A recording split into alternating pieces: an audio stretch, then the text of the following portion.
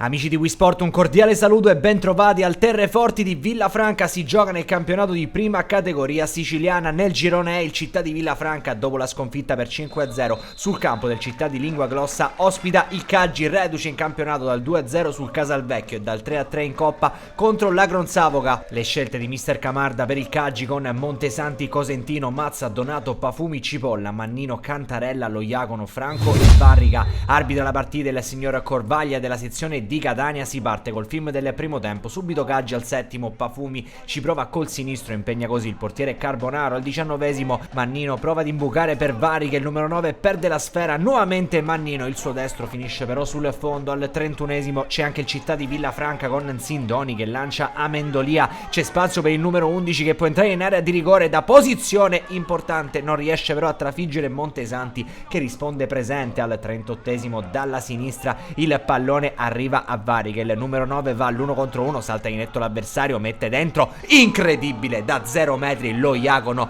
non riesce a deviarla in porta, fuori di un nulla, si resta sullo 0-0. Al 43esimo c'è un cross dentro di Cosentino, la girata di Varrica, poi la seconda, quella di Franco in acrobazia in due tempi Carbonaro. Un primo tempo molto spigoloso e con poche occasioni tra Città di Villafranca e Caggi, termina 0-0, manda le due formazioni a riposo così il direttore di gara, il signor Corvaglia. Ci spostiamo allora al film del secondo tempo, subito Città di Villafranca a provarci. Al 47esimo da sinistra riceve Amendolia, tanto spazio, si propone allora il numero 11 della formazione bianco-verde, svirgola malamente con il destro. Al minuto 49 nuovamente il Caggi con il pallone di Loiacono per Varrica, si sistema per sparare il destro, lo prova ma c'è Carbonaro sulla sua strada. E poi è bellissimo lo scambio di complimenti fra i due, uno scambio generazionale di 19 anni del classe 82 Varrica e il classe 2003 Carbonaro. Continua il Caggi che vuole a tutti i costi il gol del vantaggio, ancora Varrica alto sopra la traversa, il tentativo di controbalzo. 60esimo la transizione offensiva della formazione caggese con un destro dalla distanza sempre di Varrica, sempre controllato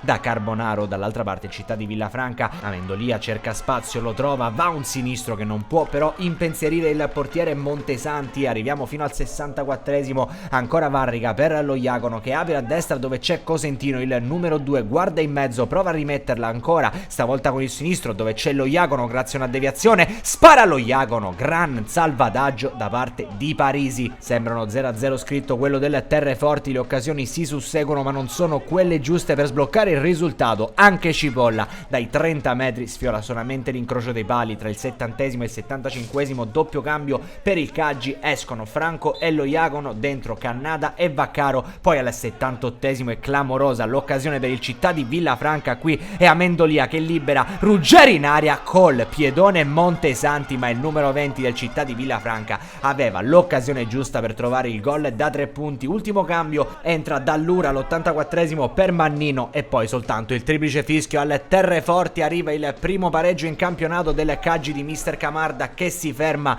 sullo 0-0 contro il Città di Villafranca dopo 3 vittorie consecutive. Amici di Wisport, un cordiale saluto e alla prossima.